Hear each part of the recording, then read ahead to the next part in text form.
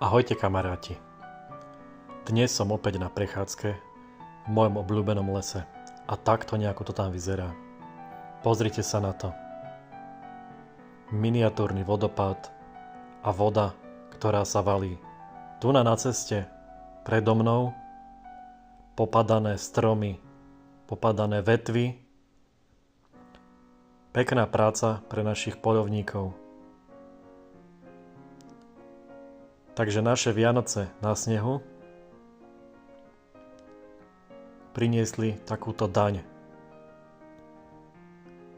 Staršie konáre nevydržali ťarchu snehu a popadali a polámali sa. To, že nám voda chýbala na jeseň, sa nám teraz vracia aj s úrokami. Majte sa pekne, čaute.